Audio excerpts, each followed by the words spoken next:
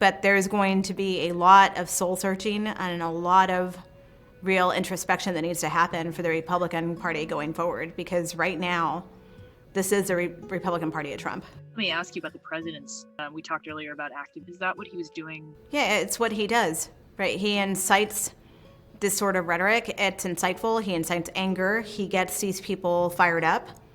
He encourages it. He chooses words like mob and storm and fight for it and take it. What do you think is going to happen when you have the president of the United States, when words matter, telling people basically to use force directly? And he's done this before. He's done this at his rallies, right? Where he says, you got to fight for it. You've got to take it back. Use your might, and then he uses language like, with the governor of Michigan, lock her up. Things like that. When you're president, words matter. And you have a whole group of supporters out there who thinks that's their call to action, and they go and act on it because they're defending Donald Trump. They're standing with their president. They're so proud to do that, right? You have people at the Capitol events that they don't think they did anything wrong. That is, bottom line, a major problem right now in our country. The fact that they are being called patriots by the president's daughter still, where he's still telling these people, we love you, after everything that has been enabled and has happened. And so I think, this started in his language and the things that he says. And it continues onward. He doesn't put a stop to it. The events are happening. He doesn't come forward and say stop. It takes him hours to finally release or make a statement after, from what I understand, was the imploring of aides around him, telling him that he has to do something because the violence is out of control, right? And the National Guard is nowhere in sight. It takes the vice president taking a stand and trying to figure out how to mitigate the situation. You have a Republican governor getting calls for help and calling for help. I can't believe that, here we are. This is a man who, these are his own Republican people in that building, and he doesn't care. And quite frankly, I think watching what happened, he was proud of that. He was proud that these people were fighting for him, that they were fighting for what he viewed was the fact that he deserved to remain president, and this stolen election, his words, and those are his soldiers, right? I think that's how he views it. I never want to get to a place where my channel becomes the very thing I despise.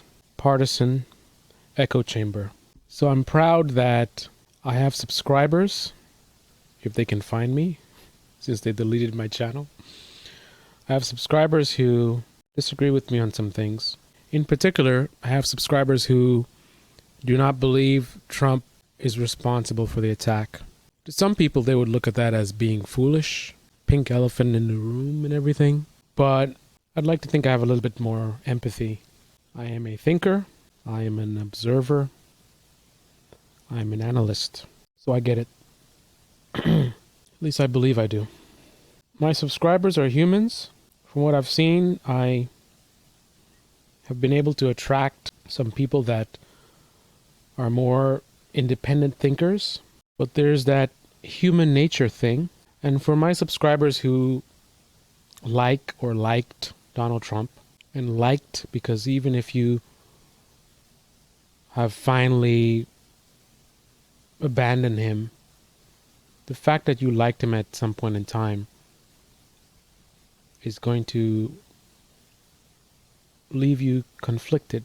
Any acknowledgement of anything really severe about Trump in terms of corruption or really bad things that he's done, it's difficult for you not to take it personally because this is somebody you supported. Human nature. You could support him, you could abandon him and say this guy's nuts, but still, even in that moment, If someone comes too hard for Trump, some part of you takes it personal because at some point in time, you supported Trump. So, I want you to remember who I am. You've watched enough of my videos to know by now, I'm not driven by emotions. Many people who challenge Trump tend to be very emotional. Anything Trump does is automatically evil. I would hope my subscribers know that that is not me. Trump is not evil. I don't hate Trump. I don't know Trump. I ask that you consider for a moment that you might be conflicted, and to explore that reality, I want you to set aside your emotions, set aside your thoughts about whether you think he's responsible or not. Just put that aside. Open mind. If you weren't open-minded, you wouldn't be watching my videos. If you were Donald Trump and you wanted the crowd to storm the Capitol, and that doesn't mean necessarily that anyone's going to die, so you can put that aside. That outcome is not required. They can storm the Capitol with no one dying. If you were the president and you wanted them to storm the Capitol, for whatever reason, maybe it's just to delay the election, to give him time to maybe find some way to stay in power. But if that was your plan, what would you have done? How would you have accomplished that? And I'm going to state the obvious. Clearly, you're not going to tell them to storm the Capitol, right? Because it amazes me when I hear people say he never told them to do that. As if it makes any sense that he would ever do that. What person, as a president of the United States that wants the Capitol stormed, would actually go right out and say it? Who does that? You can't focus on something that is irrational. That's not a rational way that somebody does something like that. Like a guy goes out on a date with a girl, gets her drunk and rapes her, and you say, he never said anything about having sex. Maybe not the best analogy, but the thing is, generally when you're doing something really bad, you want to be sneaky about it, right? You don't want to go right out there and expose yourself and let people know what you're up to. So knowing that, the idea that anyone even thinks to bother to mention Trump didn't specifically say, as if he would ever specifically say, as if anybody would ever specifically say, go storm the Capitol. If you're even thinking about that, that tells me you're not really thinking. You're feeling. So the exercise for you, open-minded, if you were the president and you wanted them to storm the Capitol, how would you do it? What would you do? Once you're done figuring that out, compare it to what Trump did. I'd be really curious to hear your plans and how much they deviate from what Trump himself did. The FBI knew there was a potential of violence. I knew months before. Many people around the country knew there was a high probability of violence. Secret Service would have known. Therefore, Trump knew.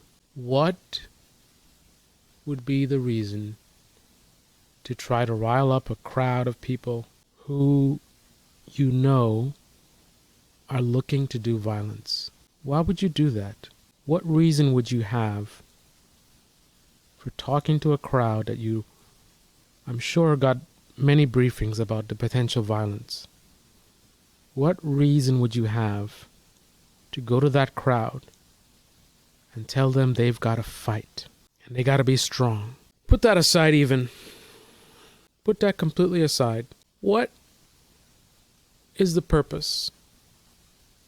And again, totally remove the knowledge that this crowd is looking to do violence. So let's say the crowd is not violent as far as you know. What is the purpose of getting them energized? To do what? You can't change the results of the election. There's nothing to be done on that date. And it's not like they needed any motivation. These are very motivated Trump supporters. You don't need to give them a pep talk. Oh, what's the point of that? Like you have a woman who's madly in love with you, and you see her, she's staring at you, and she's all hot and bothered, and you're sitting there trying to tell her how oh, look, I don't even know what I was going to say, but like you're trying to motivate her in that direction. She's already there. She's on you, man. What is the point? What was the point of you trying to turn on a woman who's already turned on, ready motivated? She is ready to go. What are you trying to accomplish? Again, remember, there's nothing to be done, right? And what's the point of having them march down to the Capitol? You do realize, listen to what I'm saying. You do realize that the people in the building would not be able to see or be aware of this crowd outside. So what's the purpose of telling them to march down to the Capitol, to stand outside and wave flags for no one to see? Because remember, he's giving a speech of like, you've got to fight and this and that and got to be strong. And like, what is the, like, this is the football coach. Football coach is saying, we're going to beat these guys. We're the best team. He's doing that because he wants to energize the team, that when they get out on the field, they get their A game and they win, right? When you give that kind of a motivational speech like that, it is because you are trying to get a result. What is the result he was expecting to get on a day where there's nothing that could be done? What was the reason to tell them to march down to the Capitol, knowing that that would be pointless because no one can see them? They're inside the building. If they just march down to the Capitol and just hold their signs, then the votes get certified and everything's good to go, right? The only way that marching onto the Capitol would serve any benefit whatsoever would mean they would need to do something beyond just standing up with their flags. Got to put your emotions aside and look at the writing on the wall. Can't say everyone knew but Trump. Trump would have known. He would have been briefed on the threat. You voted for Trump, then you don't believe he's a fool. You believe he was competent enough to run this country. So do you really believe that he would get a briefing, warned of the potential violence, and would be dumb enough to go give a speech like that to a crowd looking to do violence and not expect violence? You voted for him because you think he has a certain level of competence to run this country? Then you have to acknowledge that he would have known that the outcome that occurred was an absolute possibility. And again, I'm not saying he expected or intended for there to be actual violence to where people get killed. I'm sure he wouldn't have a problem if some people get roughed up, right? But the death part, let's put that aside. But I would say at a minimum, he would have wanted, maybe they smash some windows or banging on the door or some kind of fuss that would get the attention of the people inside the building to where maybe they'd be afraid and they would reject the certification. I don't know. Maybe I'm not clever enough, not creative enough. You tell me, what would be the intention of Trump getting a safety briefing about potential violence and then giving a speech like that and telling them to march down? Put yourself in that moment. Go back to the 6th of January and tell me what was supposed to happen. This is the Debate Me channel. Debate me in the comment section below. Click on the like button, subscribe, smash that bell. My channel has been deleted. If you know someone who can help me restore my channel, please let me know. I have not violated any rules.